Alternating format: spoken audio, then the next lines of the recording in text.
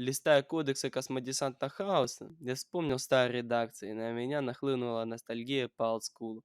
Вот что-что, а в древних артах есть тот самый непередаваемый дух Гримдарка.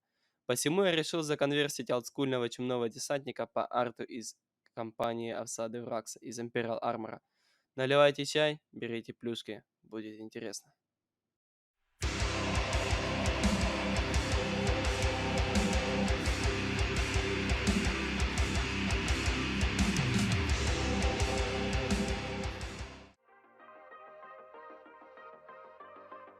На мой взгляд, новые минки ближе к реалистичным пропорциям, но все еще недостаточно.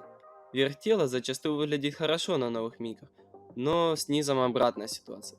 Посмотрите на фотки любого профессионального бодибилдера и сравните, например, бедра у них и какой-нибудь примарис. Возникнет вопрос, как такие ножки держат тушь геномодифицированного уберзольдата? По сути, бодибилдер обколотый стероидами да не могу, да еще в силовой броне. Поэтому я удлиняю бедра и поясницу. Остальное не требует сильных изменений в пропорциях.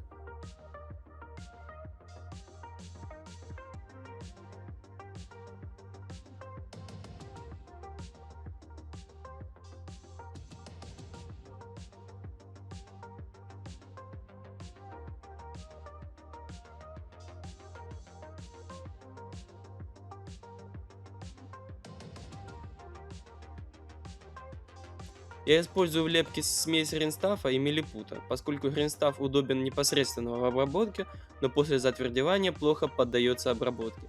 А с милипутом обратная ситуация. Мне лично не очень комфортно работать в мягком виде с милипутом, но он хорошо шкурится. Соединяя эти вещества, удается добиться удобства зеленки и легкости обработки милипута после затвердевания.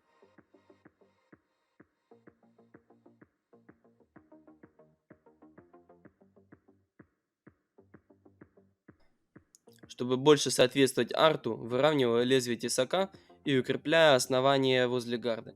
Все это шлифую. За основу я брал меч из набора Blade Kingов Age of Sigmar.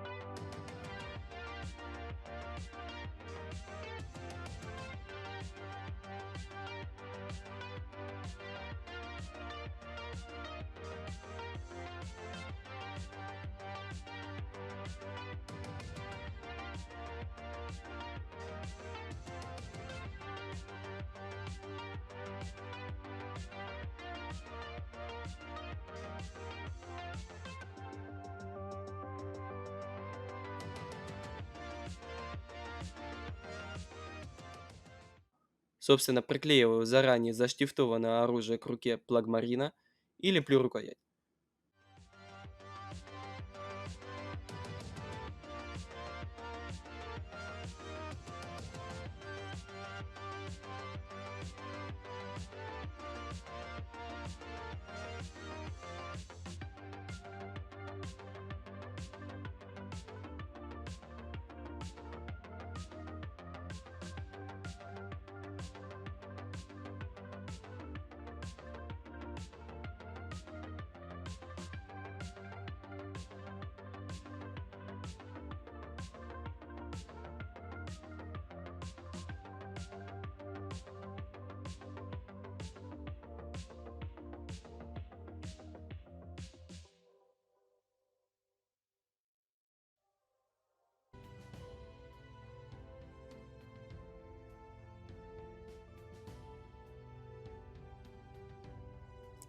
При создании конверсии без штифтов не обойтись, поскольку конструкция развалится рано или поздно.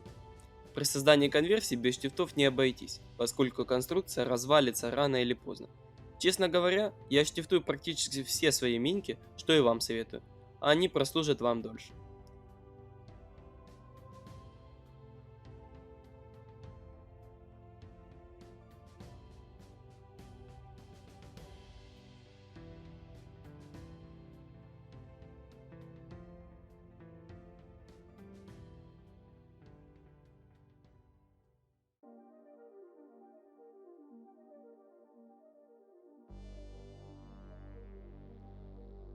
Итак, пожалуй, один из самых интересных этапов конверсии – это сборка, когда удается видеть приблизительный результат заранее. Хотя при конверсиях стоит хотя бы в голове прикинуть, что вы хотите получить в итоге. А еще лучше сделать примерный набросок на бумаге. Приклеиваю руки. Кстати, не забывайте сверлить стволы, иначе это испортит представление даже от самой крутой конверсии.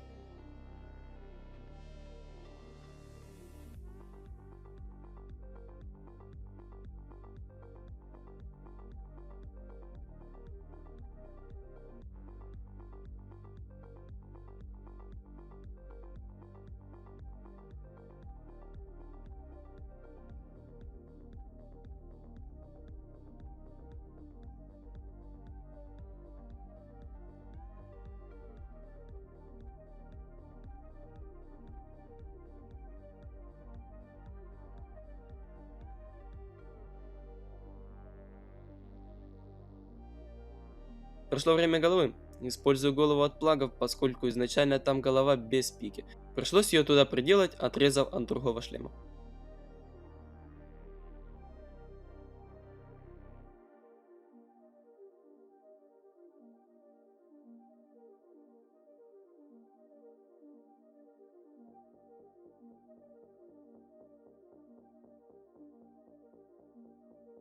После сборки по-любому вылезут орехи. Как видно, я леплю гофру между ногой и тазом.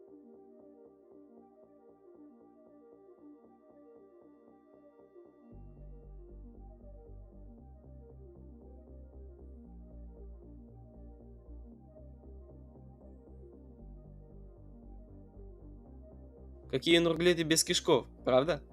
Я вот тоже так считаю. Накрутив колбасок из зеленки, приступаю к лепке отличительной черты, по крайней мере старых плавов. На новых минках их активно заменяют на тентакли, хотя казалось бы, это же фишка сланиш. Ну да ладно. Цензура, все дела, понимаю.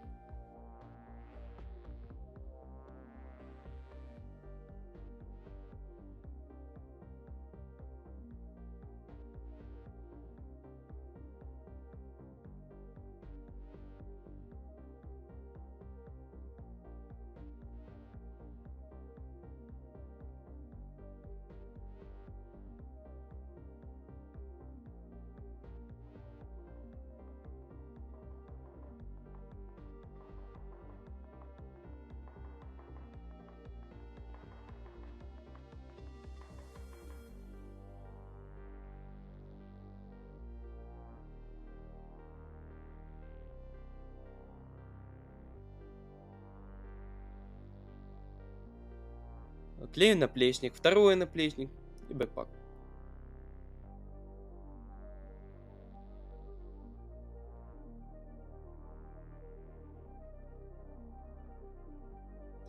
Сверлю отверстия для труб, сделанных из тонкой медной проволоки, намотанной на иглу. Также можно использовать струны. Правда, они не очень хорошо гнутся. Используя миниатюрную цепь, купленную в магазине коллекционеров моделей кораблей, делаю связку трофейных голов, которые по новым правилам как раз таки идеально подходят на роль чумных гранат.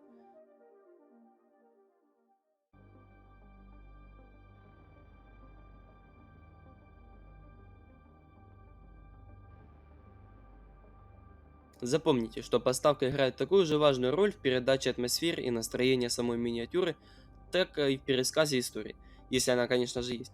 А как я говорил в самом начале, этот плаг вдохновлен осадой Вракса, поэтому максимально корректно сделать подставку в стиле Первой мировой войны. Еще дохлого криговца, подорвавшегося на мини или гранатки туда приклеить.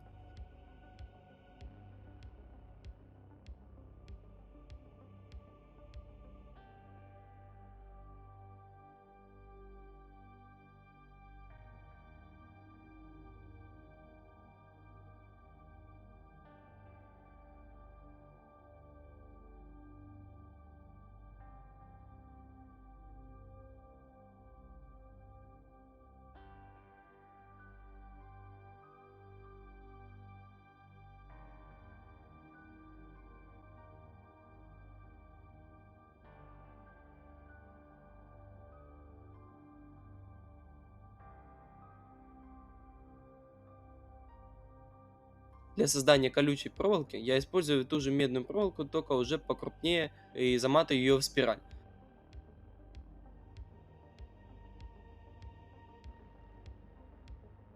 А потом делаю такие завитки и обрезаю верхушки, получается достаточно реалистично.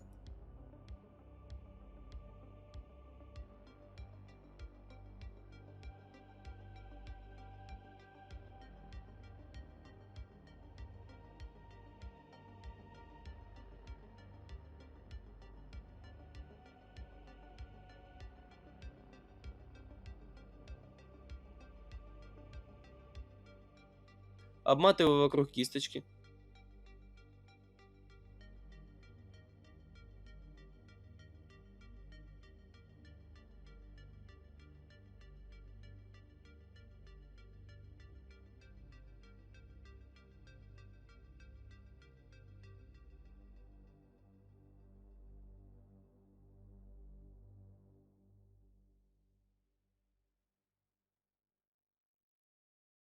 При помощи милипута я слепил несколько воронок от попаданий снаряда и сверлю дырки для фиксации нашего плага и бедного криговца на базе. В разобранном виде будет значительно легче красить.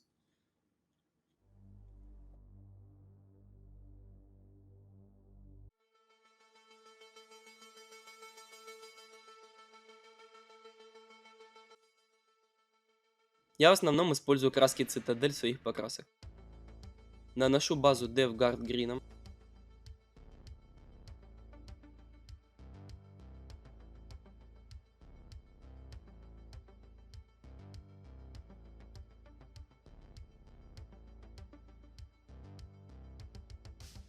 и потом, используя технику стиплинга, я постепенным переходом к более светлому оттенку и меньшей области покрытия делаю эффект неровности поверхности.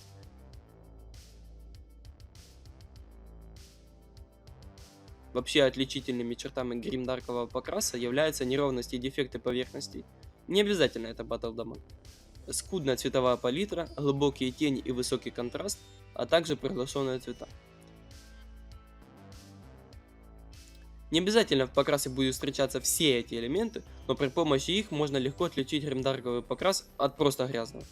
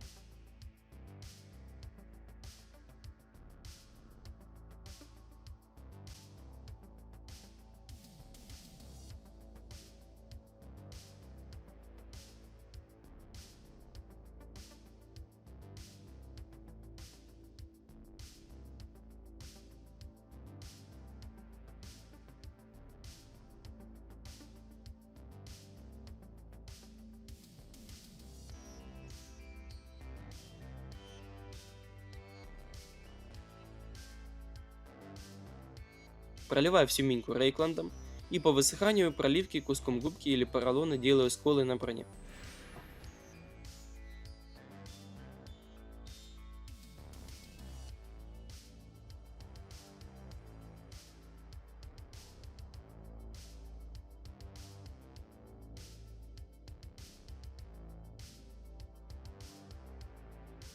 Вспоминая пункт о дефектах поверхностей, хайлайты надо наносить не ровной сплошной линией, а прерывисто, но все так же аккуратно.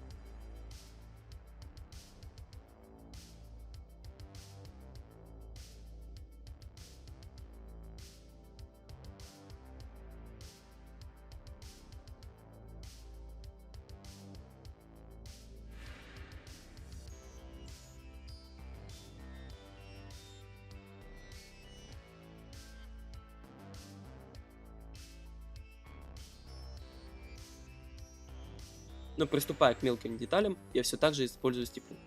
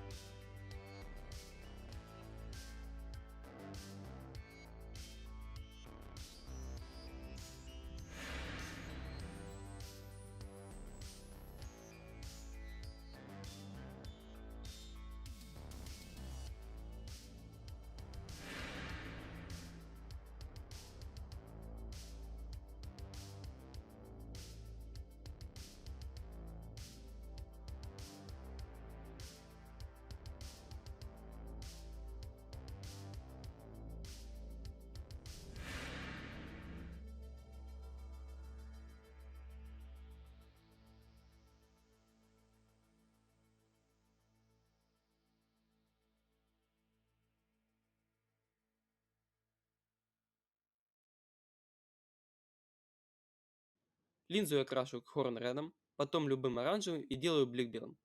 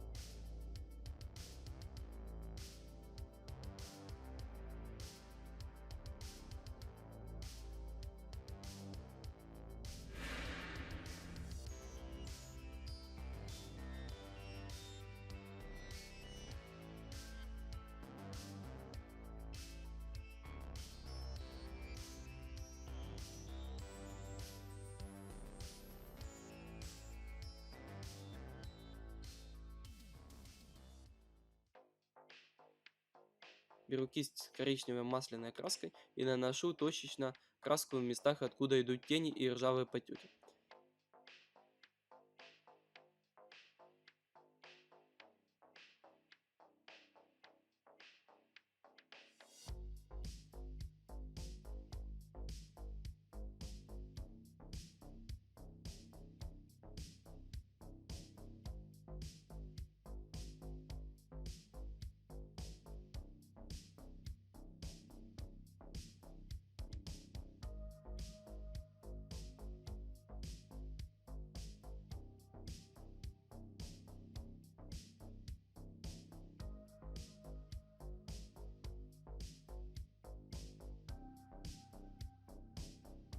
И потом чистой сухой кистью растушевываю краску на миниатюр.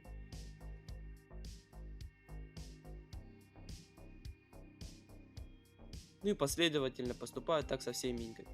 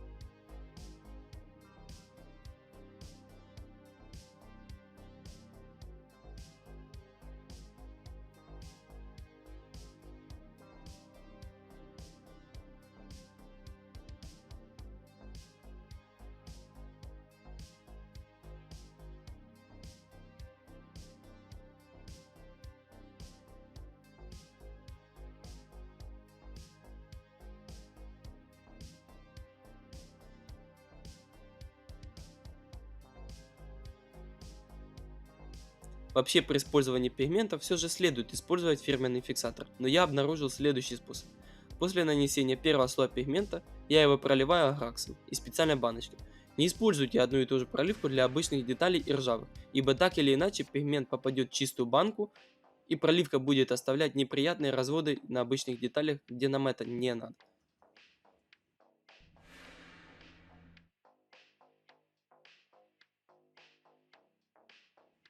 Потом наношу все тот же пигмент поверх уже высохшей проливки.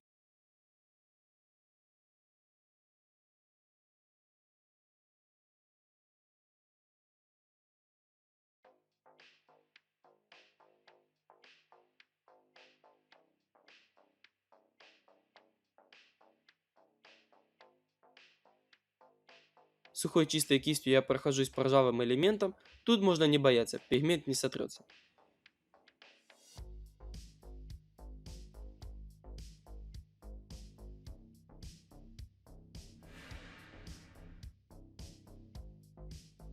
И уже более светлым пигментом я наношу точечные места, где скапливается ржавчина, для придания ей большей натуральности. И тоже растушевываю их сухой кистью.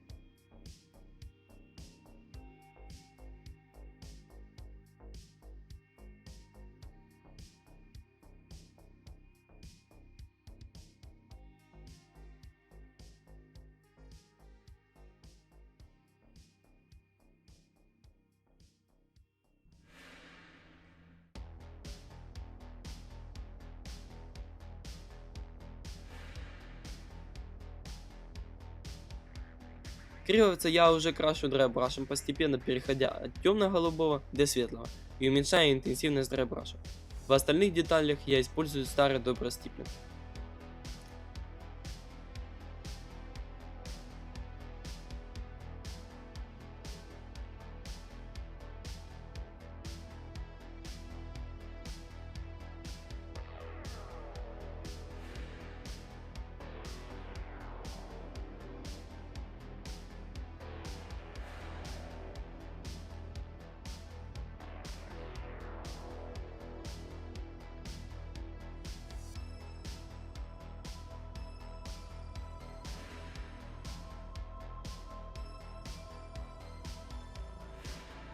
Крашу кишки. Таким же способом я красил кишки у плагмарина, если что.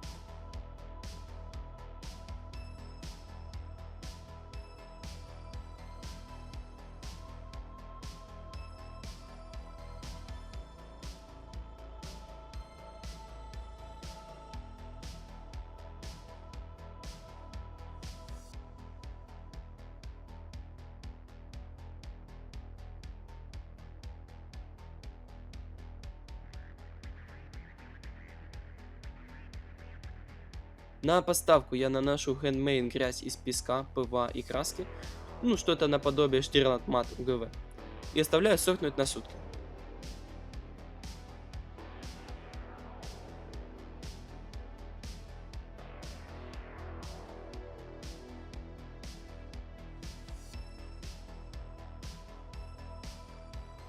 По высыханию я прошелся драйбрашем Flate One Flash и проливаю коричневой масляной краской.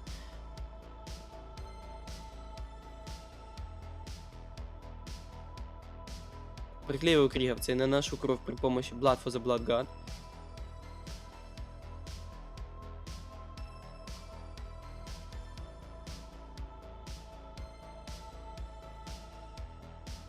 В углубление заливаю валеховскую Steel Water с каплей оливковой краски и оставляю сохнуть минимум на 12 часов.